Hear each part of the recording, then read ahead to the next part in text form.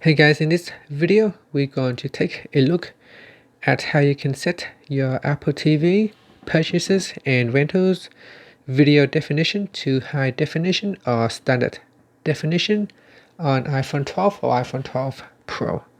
First, let's go back to your home screen by swiping up at the bottom of the screen. On your home screen, tap on Settings, and in Settings, go down and tap on TV. Next, you want to go down and tap on Video Definition. And in here, you can choose High Definition or Standard Definition.